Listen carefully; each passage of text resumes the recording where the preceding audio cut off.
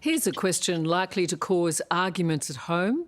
What is humankind's greatest achievement? The Age of Enlightenment? Music, perhaps? What about the Great Pyramid of Giza? Well, for many, it doesn't get any more glorious than the day Neil Armstrong stepped foot on the moon. This year marks the 50th anniversary of that remarkable feat of technology and daring. And while the moonwalkers, Armstrong and Buzz Aldrin, dominate our memories of that event, there's a third astronaut who deserves his place in history. Michael Collins piloted the Apollo 11 command module in lunar orbit while the other two collected moon rocks. And as Sarah Abo reports, if it wasn't for him, one of our greatest successes would have been a monumental failure.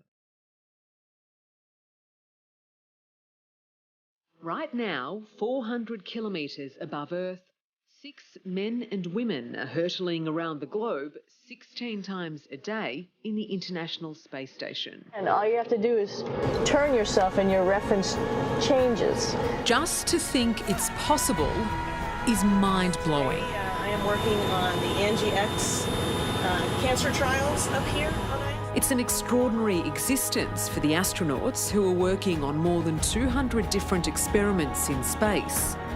But they need help back down on Earth. Copy that. All previous science has been downloaded to ground and you are go to... And it's here in Cologne, West Germany, that Andrea Boyd, a remarkable Aussie engineer, spends her days speaking with them from the European Space Agency's Mission Control. Yep, that sounds like a plan to us, Alex. Many thanks. No worries, mate. Yeah, do they love talking to an Aussie? They do, yeah. I have to say, a couple of the crews have tried to do a bit of an accent back to me, which is funny. Alex, who was just up there, would often put "no worries, mate" at the end of his calls to me. And yeah, he'd also add "good as gold" was one of his favourite phrases to say. It was great. 35-year-old Andrea always wanted a career in space. Luckily, in her lifetime, it's something that's been possible. But it wasn't that long ago that space exploration was still the stuff of science fiction. Astronauts Neil Armstrong, Buzz Aldrin, and then Mike Collins. This year is the 50th anniversary of Apollo 11 blasting off to the moon.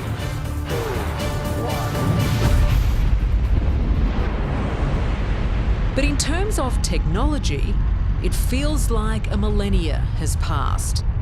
Back in July 1969, there were no such things as mobile phones, home computers, or even the internet. It's one small step for man, one giant leap for mankind. So, as Neil Armstrong and Buzz Aldrin became the first humans to ever walk on the moon, their extraordinary achievement turned the pair into instant worldwide heroes. But there was a third man on Apollo 11. Michael Collins didn't make headlines for stepping onto the moon, but he was the backbone of the mission. Did I have the best seat on Apollo 11? No. Was I happy with the seat I did have? Yes, I really was. And to be any small part of that suited me very, very well. And besides, I was their ticket home. They couldn't get home without me. So you had ultimately the biggest responsibility. Yes, yes. Michael is now 88, but age hasn't affected his razor-sharp mind and quick wit. Sarah's camera. She doesn't know who she is unless you do that to her? Okay. We need to remind them constantly, Michael. Okay. Michael trained as a fighter pilot, but always dreamt of flying in space. Back then, it was still unknown who would make the best astronauts. I mean, what sort of people should they be? Who should you select? And all sorts of crazy notions came out of the closets. For example, they said, well, there's no air up there, and mountain climbers are used to a very thin atmosphere, so we maybe ought to get mountain climbers. Other people said, well, it's dangerous. Maybe we ought to pick, bullfighters would be good. During the lunar landing, while Neil and Buzz were picking up moon rocks, Michael's job was to stay on board the command module orbiting the moon. Not since Adam has any human known such solitude as Mike Collins is experiencing during the 47 minutes of each lunar revolution when he's behind the moon. You were orbiting on the far side of the moon in absolute pitch black, complete darkness. Yeah, the food was terrible, but I enjoyed my time behind the moon. It's a more rugged place and not a very comfortable place. Columbia, this is Houston, reading 11 clear over. When you circled back to the bright side of the moon, what was Earth like? Being very close to the moon was very impressive in many ways, but the moon is nothing compared to our home planet. It was it. It was center stage. It was any little thing, blue of the ocean, white of the clouds, little streaks of tan that we call continents. It's about the size of your thumbnail if you hold it out in front. One of those streaks of tan was Australia. We paid absolutely no attention whatsoever to Australia for 2/3 of the time.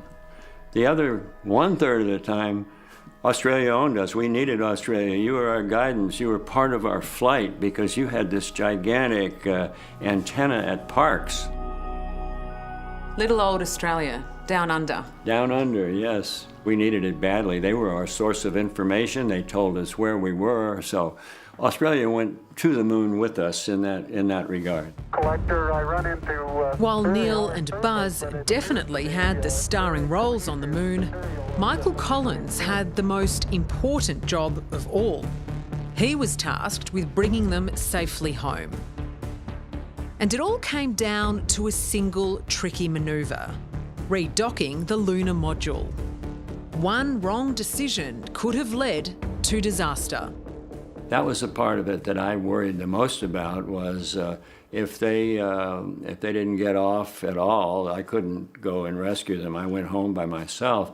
If they got off into some strange orbit, not the correct one, then I could come and rescue them sometimes, but not in other times. And I had around my neck on a little rope, a 8x10 notebook, which had inside it 18 different cases, possibilities. And you had to be prepared for all of them. Well, as best we could. I confess that of those 18, there were a couple that I thought were so far out they would not really ever happen, and I'm not sure I could have handled them. They were very complicated.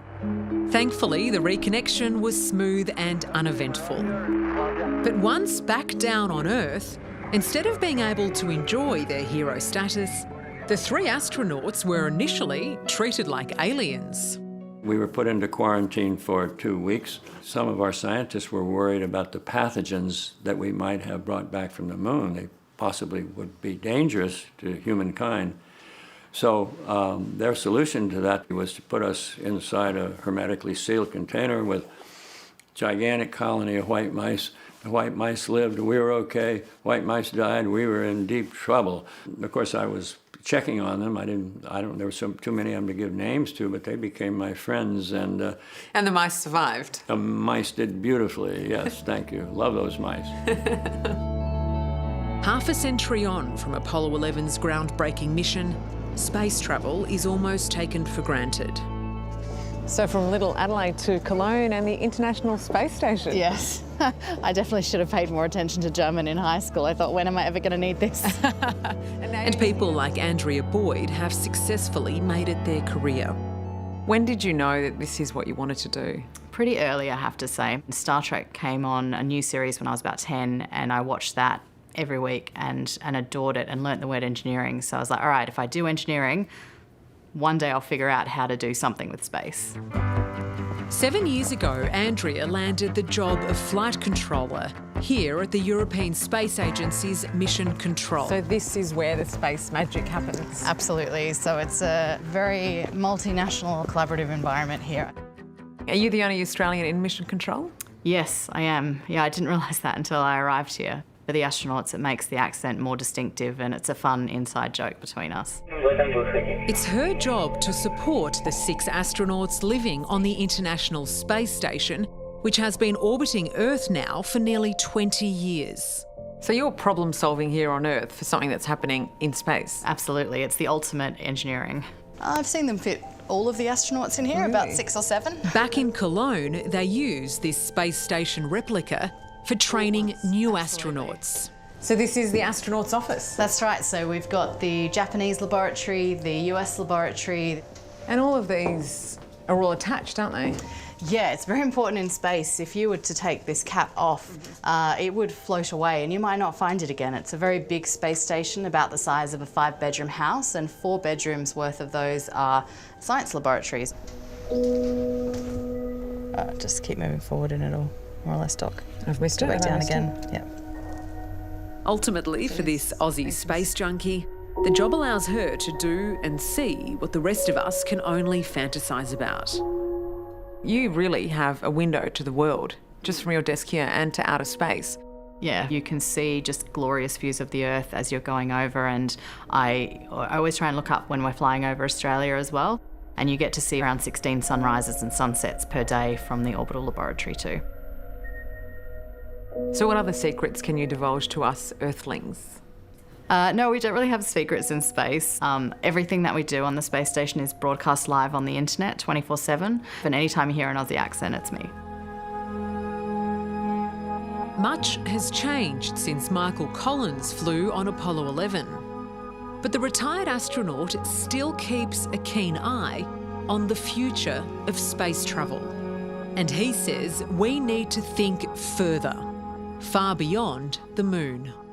So Mars has always been my destination, my favorite one, and and going back to the moon is certainly an interesting detour, but I would prefer that we set sail directly for Mars. And that mission is really essential, in your view, for the future of humankind? No. Why do you think it's necessary then? Why do we need to go there, just to explore? Flying in space is not necessary, I don't think. It's something that we have in us. We go out at night and we look up into the sky. We see things that we don't know what they are about. We are curious. We want to see infinity, and perhaps almost to visit infinity. To me, it's an intangible, but it's a part of being a human being, is this feeling of it's part of, it's there to see, to go, to see, to touch, to smell, to understand.